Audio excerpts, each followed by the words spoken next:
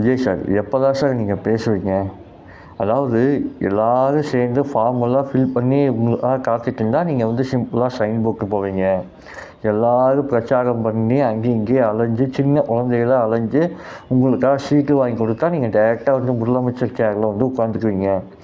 எல்லோரும் போய் ஆதரவுக்காக மற்ற கட்சியில் போய் வாசல்லே தேவடி காத்துட்டு இருந்து உங்களுக்கு ஆதரவு வாங்கிட்டு வந்தால் வீட்டிலே உட்காந்து பொக்கையை கொடுத்து ஷாலில் போட்டு கட்டி பிடிச்சிக்குவீங்க. தயவுசெய்து இந்த கேரவன் மனநிலையை விட்டு வெளியில் வாங்க விஜய் சார். இந்த ஷூட்டிங்கில் தான் இப்படி கேரவனுக்குள்ளே உட்காந்துருப்பீங்க. லைட்டு கேமரா எல்லாம் வச்சதுக்கப்புறம் விஜய் சார் கேட்கடி வாங்க அப்படின்னு கூப்பிட்டா நீங்கள் வந்து நடிச்சுட்டு போயிடுவீங்க. அந்த மனநிலையிலேருந்து தயவுசெய்து வெளியில் வாங்க. நீங்கள் முன்னாடி நில்லுங்க. எந்த பிரச்சனைனாலும் நீங்கள் முன்னாடி நில்லுங்க. தப்போ ரைட்டோ முன்னாடி எதிர்த்து பேசுங்க.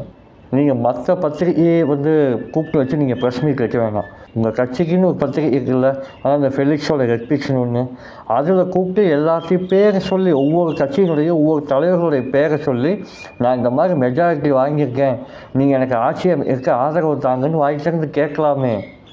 ஆளுநர் இத்தனை அட்டுழியம் பண்ணுறாரு. ஒன்றிய அரசு எடுத்து ஏதாவது பேசலாமே.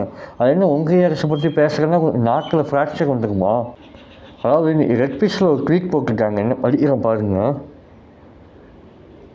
நன்றி முன்னாள் முதல்வர் சார், மக்கள் தீர்ப்பை செயல்படுத்த மறுக்கும் ஆளுநருக்கு எதிராக உங்கள் கட்சி சார்பில் கண்டன அறிக்கை வெளியிட வேண்டும். அதாவது அது என்ன சொல்ல வர்றாரு தெரியுங்களா? எங்களால் தான் எதுவும் பேச மாட்டாரு, நீங்களாவது ஏதாவது பேசி எங்களால் ஏதாவது சீட்டு வாங்கி கொடுங்க. தெரியாதனமாக அவங்க நம்பி நாங்கள் வந்துட்டோம், பேசுவாருன்னு ஏதாவது ஒன்று பண்ணுவார் அப்படின்னு கடைசி வரைக்கும் பாயிண்ட் ஒர்க்குன்னே உட்காந்துருக்காரு அப்படின்னு சொல்கிறாரு. உங்களால் தான் ஃபெலிக்ஸு. உங்களுக்கு ஓட்டு போட்ட மக்களை நினச்சாதான் எனக்கு ரொம்ப பாவமாக இருக்குது. ஏன்டா போட்டோம்னு இப்போ ஃபீல் பண்ணியிருப்பாங்க இல்லை?